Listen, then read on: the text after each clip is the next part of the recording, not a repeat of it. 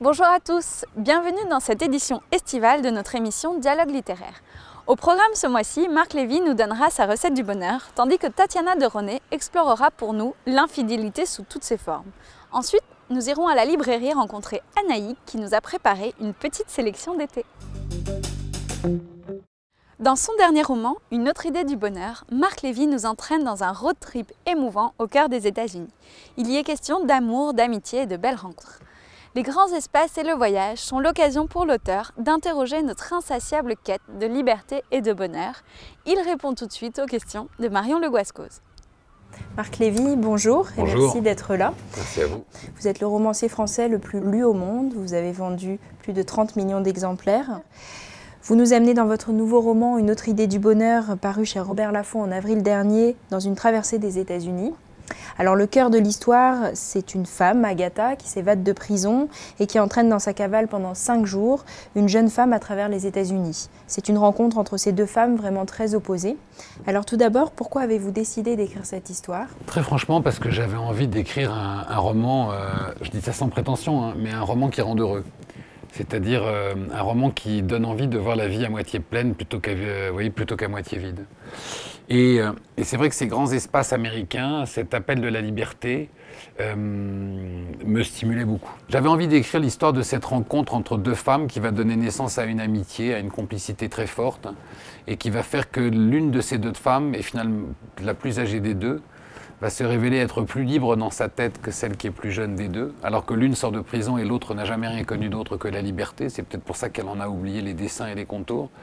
Et la façon dont Agatha va faire de la vie de Millie, va transformer une vie ordinaire en une vie pétillante, pleine de joie, pleine de folie, et avec un regard porté différent sur le monde, en la sortant de ses préjugés aussi. Et le fait de placer les personnages dans ce vieux cabriolet, qui ne va pas vite mais qui permet de voir beaucoup de choses et qui devient un personnage à part entière du roman, avait son sens par rapport à l'histoire que je voulais raconter. Et avez-vous fait vous-même le voyage ? Oui, et plusieurs fois, et à plusieurs époques. Mais ça a beaucoup changé ?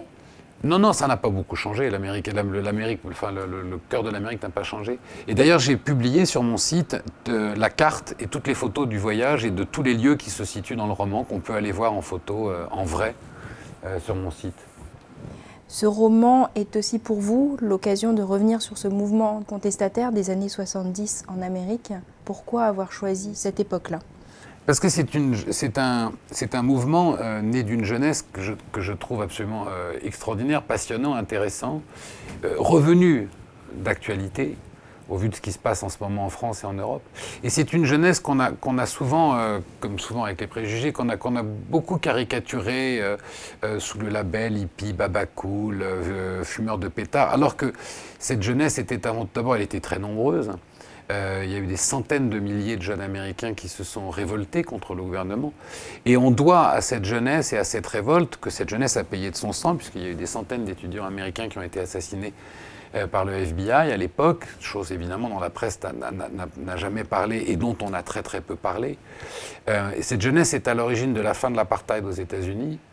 Cette jeunesse c'est à cette jeunesse qu'on doit la naissance des mouvements de libération pour les droits de la femme. C'est à cette jeunesse qu'on doit la fin de la guerre du Vietnam et aussi quelque part la fin d'une politique impérialiste que menaient les États-Unis en Amérique du Sud, où les États-Unis soutenaient les dictatures sud-américaines au détriment des peuples opprimés par ces dictatures. Donc c'est une jeunesse qui était porteuse d'idéaux absolument magnifiques.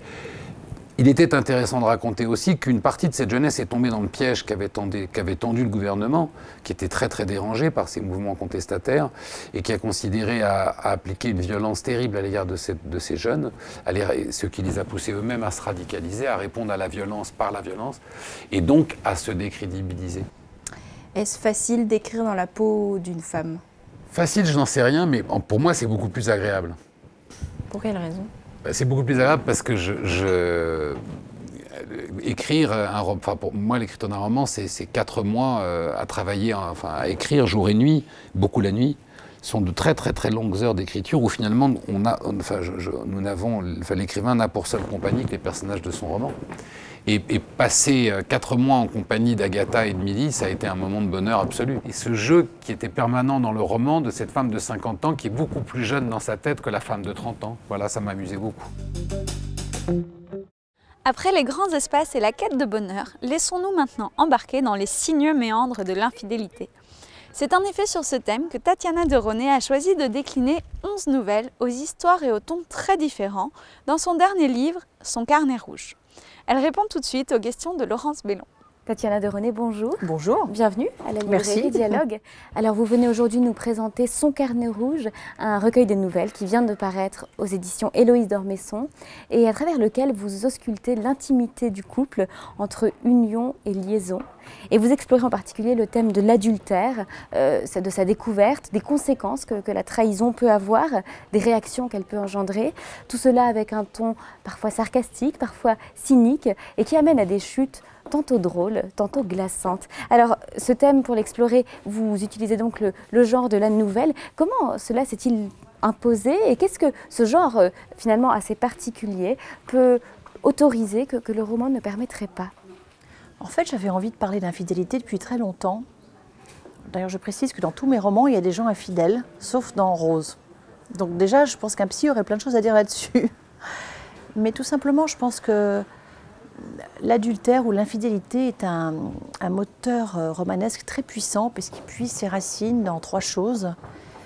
Le sexe, l'amour et le secret. Je me suis saisie du genre de la nouvelle parce qu'elle me donnait plus de liberté justement pour pouvoir conjuguer 11 fois ces petites histoires qui ont des chutes très différentes et qui sont dans des tons très différents. Alors dans chaque nouvelle, vous nous proposez des formes différentes, des styles d'écriture différents.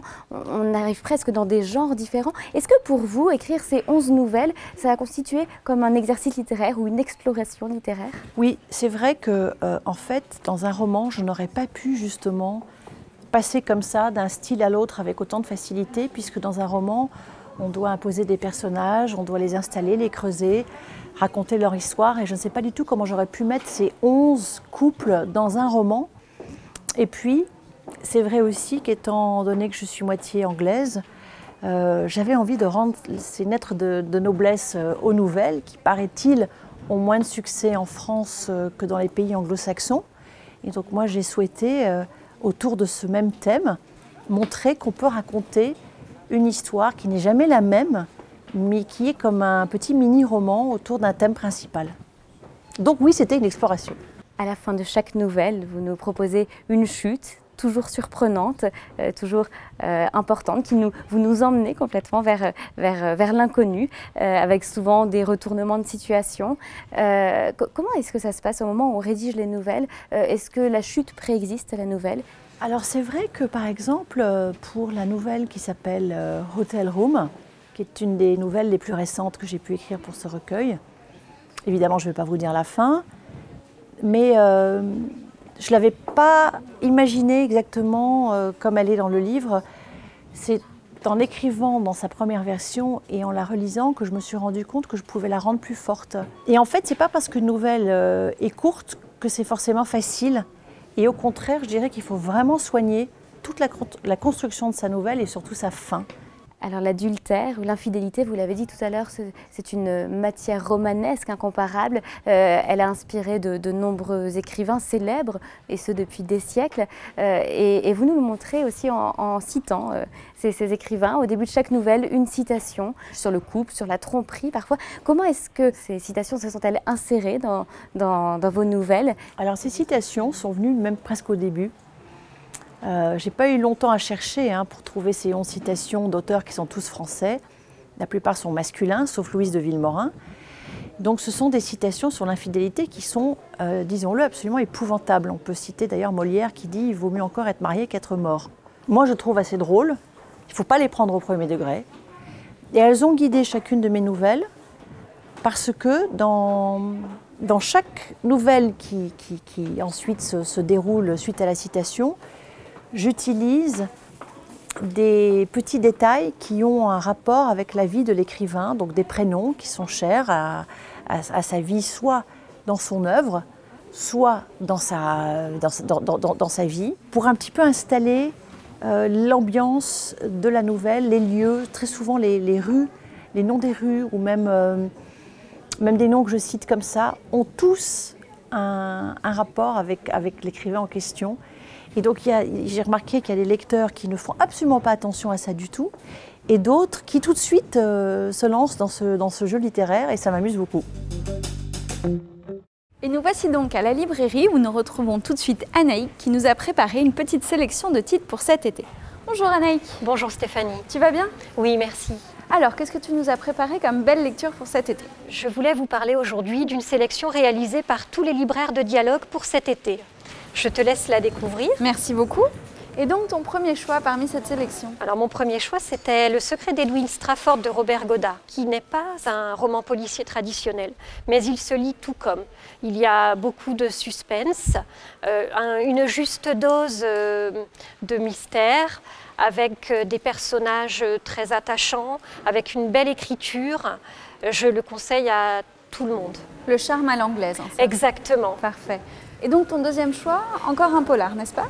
Oui, c'est le deuxième roman de l'auteur belge Paul Collies qui a été très remarqué. C'est un roman prenant, très poignant, inspiré de faits réels et historiques.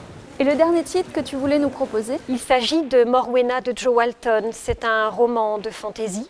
Morwenna est une adolescente de 15 ans, galloise, qui fuit sa mère car elle pense que c'est une mauvaise sorcière. Elle rejoint son père en Angleterre et va partir étudier dans un orphelinat. Elle est très solitaire, elle marche avec une canne suite à un accident. D'accord. Elle lit énormément, son auteur préféré c'est Tolkien. Et dans son journal intime, puisqu'il s'agit ici d'un journal intime, elle nous confie ses coups de cœur, ses découvertes, ses premiers émois. C'est un roman atypique qui a reçu de nombreux prix. Je l'ai beaucoup aimé, je le conseille aussi. Donc parfait pour l'été. Exactement. Un grand merci Anaïk pour ces petites chroniques. Merci à toi Stéphanie. C'est sur ces conseils des libraires que s'achève notre émission littéraire. Nous nous retrouverons quant à nous le mois prochain. D'ici là, belle lecture.